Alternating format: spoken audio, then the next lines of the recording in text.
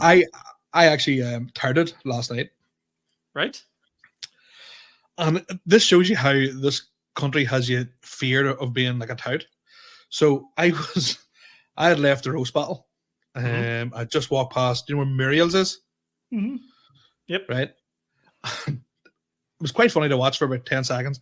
But these young lads, like 14 would have been the max age, had pulled somebody's hat off, like this random guy's hat off, and were like throwing it about.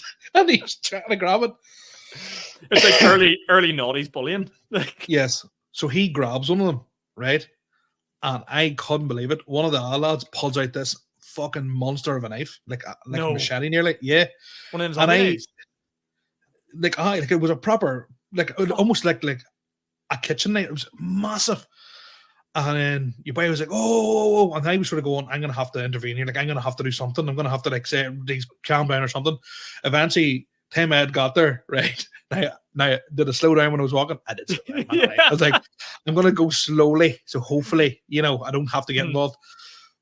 The knife was put away. They gave the guy's hat back. The guy was, when I say fuming, he was fuming, right? Also, a wee bit scared looking. So I keep walking, and as I just go, because I had parked my car in Victoria Square car park, as I go to turn in or to walk down, I see two cops just walking, and I went, probably should say something. No. Probably should say. And I went, there's a couple of young lads on about there. One of them's got a knife. But I'm kind of going, I don't want to be a type, but at the same time, I know people who are in the vicinity because they're at that roast battle. Could easily do the same thing to them. They could get stabbed. Yeah, and somebody... And I just went, a couple of young lads on about there. One of them pulled out, I goes, looked like a knife. Could be something stupid. I goes, just to let you know. And there you go, yeah. That's why we're walking about. We're trying to find them. We've had multiple reports of youths causing trouble here. And well, at least it wasn't the first, But that's what I don't understand. How do you stumble upon them before the police who've been told about them? Like, the police are sitting there going, where exactly. could they be? And you're like, fuck me, just ask somebody. Just look. The place is full of adults. Look for the small people. Look for the people. Look for people who don't have a beard. No, I mean, just look for those. Look for those. But they're dressed like complete top boy. They're full black Nikes and they've got the ski masks and they're like, this is fucking man. Can I admit something to you right now? You see them sort of kids and I see them walking towards me. I don't fuck with that. I hate that. It scares me. And these wee cunts could do anything right now. But that's whooping it. It's like anything. I'll take a bat in the mouth, right? Yeah. And I might get knocked out, but I'll get up again. You get stabbed, you're in trouble. You are in trouble, You're in trouble, or the person that stabbed you's in trouble? No, you're in trouble as in you just get stabbed. You just get stabbed. You know what I mean? Just and that's why I sort of went to myself, should have even said anything. I went, you know what, Claude? You done right. You're just trying to make the world a safer place, but that's just the fucking damn me. That is just a complete damn move. I think I would have done the same. I think I would have been but it probably would have been a bit more tardy about it. It would have been to the place there's these wee lads around there and they've got a knife and you need to go through. I just went, look, just let you know there's a fucking group of young lads there bragging about. One of them pulled out what looked like a knife. I'm not 100% sure, but they're just causing a wee bit of trouble there. That goes, can you give me a description of them? I was like, nah, they're all wearing ski masks. So I was like, oh fuck, right. He goes, we've had multiple reports of youths causing trouble around here. So I was like, right, fair enough. My girlfriend Austin's a nightmare when it comes to dealing with the police. I must have used to get stopped by the police all the time driving around Newry. Just black golf, just see you go, young fella, hassle him, right? All fair enough, that's what they do. In fairness, that is probably the fellas that are fucking doing something dodgy. So I was like, right, whatever. That's your license, whatnot. There you go, way on. She got stopped one time. She had her Apple Watch on, and a notification came through, and she was driving. So she went out and looked at it or something like that. She was driving into Newry down the Refrailin Road, and for 5 minutes the police had the blue lights on behind her, and she kept looking, being like, "That's weird that the police have their lights on." And eventually, I wasn't with her. I would have been pull over, but she goes, after 5 minutes, she pulled over, and then she was like, "Fuck me, the police are walking up towards my car. What the fuck?" She thought they were just going to go around her or whatnot, and they came up there. And she had to roll down the window and "We're seeing you going on your phone there." And she was just like, I wasn't on my phone. I just got a notification on my watch and I was looking at it. I didn't take my hands off the steering wheel or nothing. Didn't reply to it. And then I got. And they're like, no, you definitely did. And immediately she burst into tears. Just started screeching in front of him. And then she was, it was as if by magic, the police officers just went no, I'm so sorry. Yeah, no. Yeah. It didn't mean that. But I was like, if that happened to me or you, Oh, they were doing us either way. We're getting I fucked was over. I was coming. I didn't have my. It's the time I bought my Mercedes years ago, and I got the Mercedes for cheap, just like you know, right? But Mhm. I just looked like a drug dealer. There wasn't too many lads my age around, and I fucking see that I did. I looked like a drug dealer. It wasn't Yeah. no two ways about it. But I was coming out of. As I worked part time in the lorry place, but I was coming up through Portadown, and there was a parade on, right? Mhm. And the cops were like, and I didn't know there was a parade on, but the cops were like motioning me to like pull up onto the curb, and I was like, no, shaking my head, going, no, just literally just got the curb, and the curb was like this. It was Yeah. a big curb, like, nope, not moving. And then the cop comes running over, he's like, you move your car, and I have no problem moving it. I was like, there's the only reason. I was like, look at the size, pull up onto the curb, and I went, no. And he's like, it was why I goes, look at the size of that car, because it'll wreck my car. No, it'll not. And I goes, but I want that in a written statement from you that if something happens to my car, You're you'll such a fix it. bollocks. But it's like, You're going to be next week. Next week, tune in. The next live stream we're going to be doing is Talal shouting at a police officer in Tesco. I know my rights. I know my rights. But it's just like, I know myself for my own records. Oh God, you're an awkward cunt. Get this viral. I was like, and I was like, no, and I was like, well, can I pull in there? There was like outside Danny's factory port down, and he's like, no, and I'm like, why? He goes, oh, well, that's where we're parking our cars. And I went, well, I goes, well, I will move my car anywhere, but I can't go anywhere. He eventually let me park up beside where they park their cars. Mm-hmm. Take me out of the car. They search my car up, and like they rip everything out of the car, everything out of the boot, everything. Right, that was okay for about a year after. Anytime I was driving to Portadown, Armagh, bang, lights every single time. Away. Every single time. It was like whatever. The only other time I've had issue with the police is not even issue with the police. Walking home drunkenly one night during my university days, and there was you tell me what you do in this situation. Empty bottle of Buckfast sitting on the edge of a curb, just perfectly upright, facing towards like a big billboard that had goalposts on it, like the rugby was on. You tell me, right? You tell me what you do in this situation. Oh, I right. Is it rugby billboard? Rugby billboard, yeah. Right. I am doing this. This is what I'm doing. I'm doing this. Sort of putting my ass out a bit.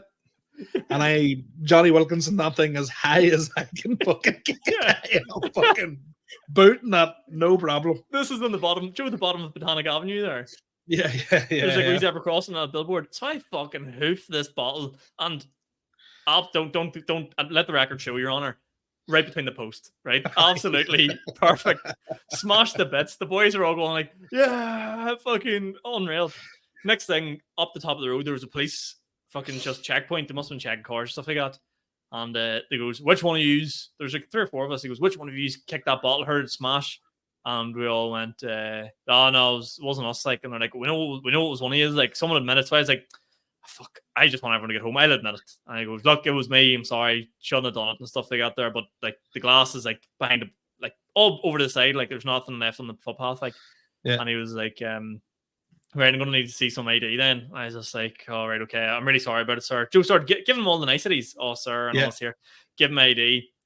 I'm not saying whether or not he's being sectarian or not, but he goes, how do you say your name there? I goes, Sean McLevy. And he just goes, right, that's it. You're getting done. I was like, fuck's sake, like, give me this. And do you know what the worst part was? Actually, this is just give me PTSD flashback. We just had a McDonald's. We had a McDonald's we were taking home that night, and I hadn't had any of it yet. I'd been like, I'll eat this when I get home. Cunt must have kept me there for like half an hour, writing this fucking letter out and blah, blah, blah, blah, blah. By the time I got home, chicken nuggets, absolutely freezing. Worst night ever. Worst night in the night I'd ever. That's the real crime. No, that is They should have went, look, give me your, well, go home, eat your food, come back. We'll come back and do it. Well, I thought I would be like, let me eat my food when I'm here. Joe like being like, can I eat this while you're writing that up? And he was like, no. I'm like, what sort of power trip are you on? And why did I even ask? You know, I got penalty points one time. Well, this is the first time I got penalty points. I got 2 penalty points for not displaying R plates. Yeah. Right? Like, see, I had been working in a bar, was getting home at like 4 a.m, And my first car was a Peugeot 206. It used to freeze in the inside of the windows, like it was, but best car I've ever had. Give me no bother. But I put on the back windscreen warmer thing, right? But because it had been cold, it had the condensation had made the R plate fall off. Yeah. Right. So it was laying on my boot lid. My front one was still displayed, but the cops come from behind me and like pulled me over. And they're like, "Do you know why we've pulled you over?" And I went, "No." They went, "Well, you sort of didn't go around the roundabout. You went over it."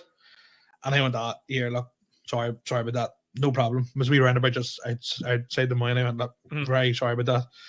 He goes, "I'm just. Can I see your license?" "Yeah, no problem." I'm like, "Oh, I see you've only recently passed your driving test." And I went, "Yeah." He goes, "You know you're supposed to display your R plates?" And I went, "Yeah, well, there's one there." They go, "Well, your back one's not shown." And I went, "Oh, it is." It turned around, it was landing the boot lid. They goes, "Where are you coming from?" I goes, "I'm coming from, I was working up in the bar up there." I goes, "Right, step out of the car." And I was like, "Oh, fuck's sake," stepped out of the car, breathalyzed me, came back 0. And I was like, "We're gonna," it goes, you're getting points here and a fine for not spending your place." I goes, "What do you mean? My front one's up there." "Oh, well, your back one's not." And I goes, "Well, it doesn't take a fucking rocket scientist to see that there's the square what was displayed. It's obviously the conversations."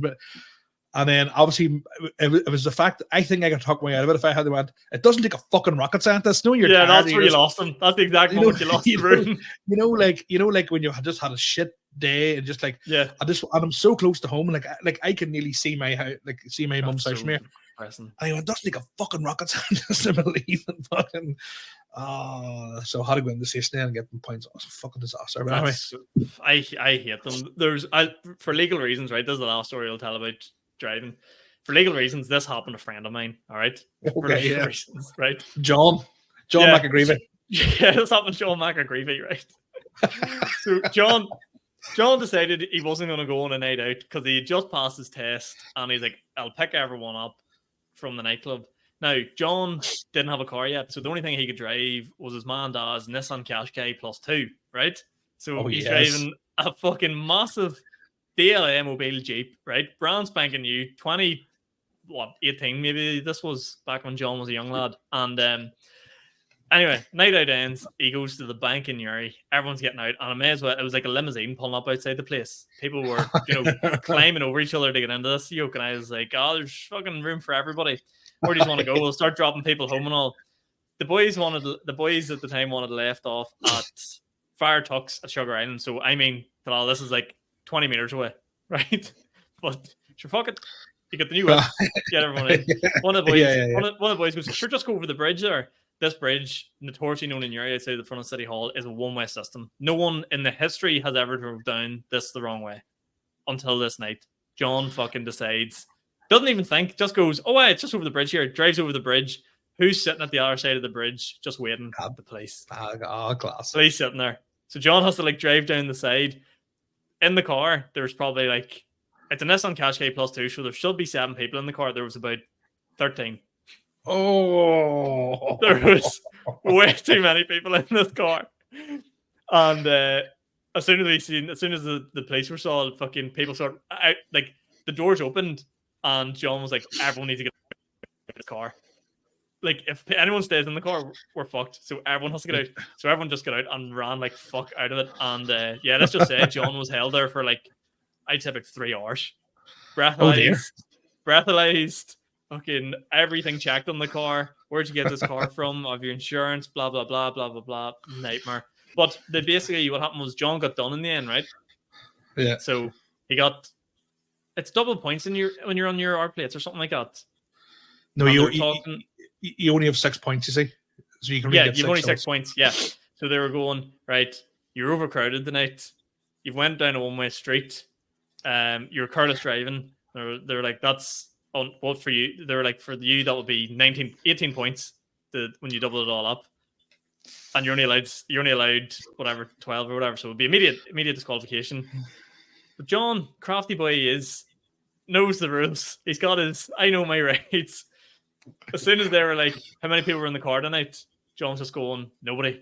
There's no one in this car tonight." And you could just see them. You could just see them get more and more frustrated, going, "There was at least 10 people in this car." He's going, "Just me here." And they're like, we have it. We have it on recording, and obviously they didn't because they wouldn't ask you to verbally prove it. Then I was like, John was like, no, there's nobody else in this car. So again, they checked everything. They checked the fucking tires. They were trying to get points any way possible. So the only thing they got done for was driving down the one-way street. So it was 3 points. I'm like, thank fuck, you're not going to get your license cancelled. So sure, John went back to the scene of the crime the next day, did a bit of investigating.